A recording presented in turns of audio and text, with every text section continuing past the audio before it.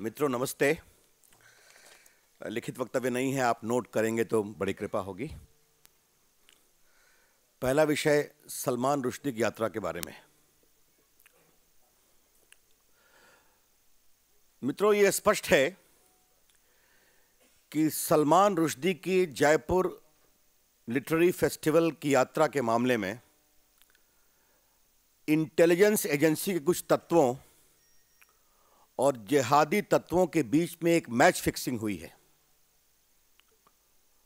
और जिसमें राजस्थान की कांग्रेस सरकार ने एक सहयोगी भूमिका निभाई है।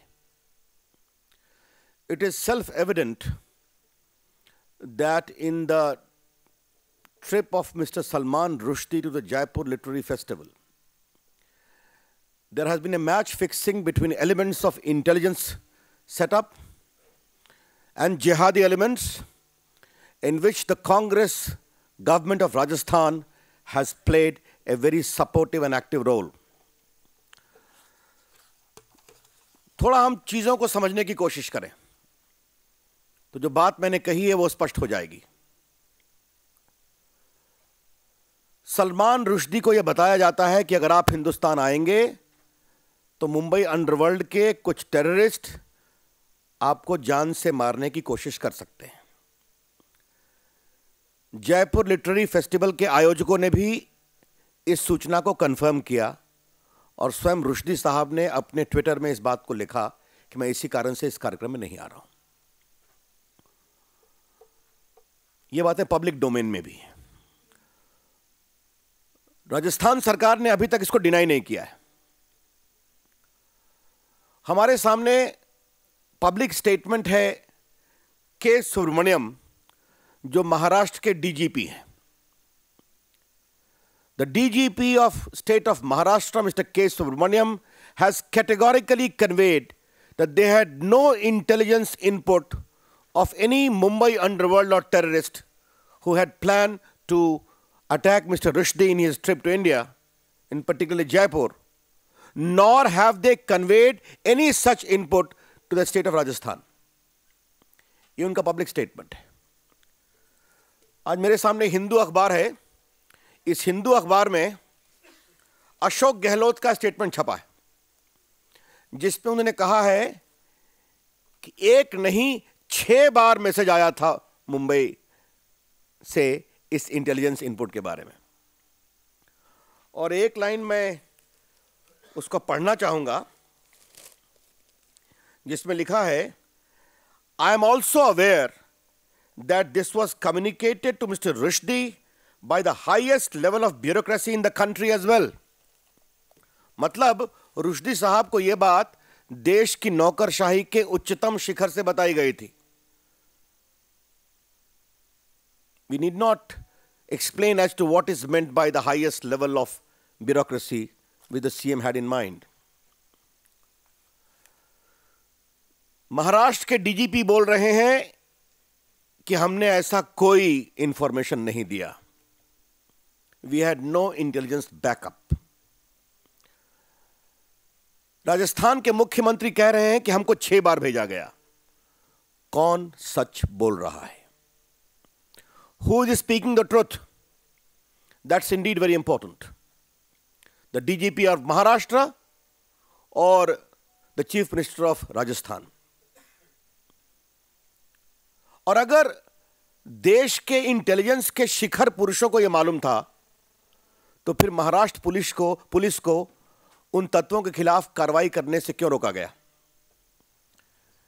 If the highest level of intelligence apparatus in the country was aware of this sensitive information as claimed by Mr. Gehlot, then why the government of India did not alert the Maharashtra police to take appropriate preemptive measures against them? मित्रों,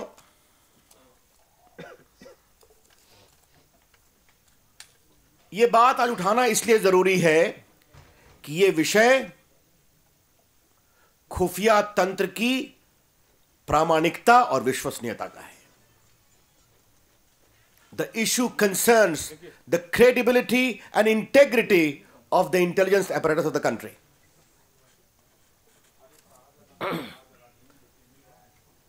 intelligence apparatus has integrate link to the security of the country. तो ऐसे गंभीर मामलों में इस तरह की हल्की बात नहीं होनी चाहिए. No casual approach should be there in relation to security affairs. मित्रों, बहुत संशय और संदेह के सवाल खड़े होते हैं इस पूरे मामले में. A lot of suspicious circumstances surround the entire issue in question. CBI के तो राजनीतिक दुरुपयोग में कांग्रेस का इतिहास हम सभी जानते हैं. सुप्रीम कोर्ट के एफिडेविट एक हियरिंग से दूसरी हियरिंग बदल जाते हैं, आपको मालूम है. मुलायम सिंह के मामले में, मायावती के मामले में सीबीआई का दुरुपयोग कैसे होता है, it is too well known. But what is a matter of serious concern that we see intelligence system being abused for patent political purposes. That is indeed very shocking.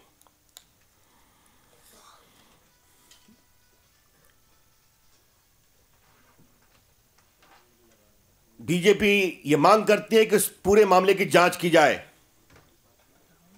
और देश को बताया जाए कि क्या क्या इंफॉर्मेशन थे, कौन सही बोल रहा है. इस पूरे संशय और संदेहास्पद परिस्थितियों से जो निष्कर्ष निकलता है वो क्या है? The deeply suspicious circumstances surrounding the entire issue lead to only one conclusion. Congress party ने इस पूरे इश्यू को कम्युनल वोट बैंक के लिए दुरुपयोग किया है. Congress has abused the whole issue in the wake of UP election for patent communal consideration. और शायद बेचारे अशोक गहलोत राजस्थान के मुख्यमंत्री को बताया गया कि अगर कांग्रेस की स्थिति उत्तर प्रदेश में खराब होगी, जो होने ही वाली है, तो सारा ठीकरा तुम्हारे सर पे फोड़ा जाएगा. इसलिए यह सब किया गया है. मित्रों, मैंने पहले भी कहा था कि कांग्रेस यूपी के पूरे इलेक्शन को कम्युनलाइज करने की कोशिश कर रही है. ये एक उदाहरण है. इसके पहले हम 4.5% ओबीसी के अंदर रिलीजन बेस्ड क्लासिफिकेशन की बात कर चुके हैं कि संविधान में रिलीजन बेस्ड रिजर्वेशन का कोई प्रावधान नहीं है.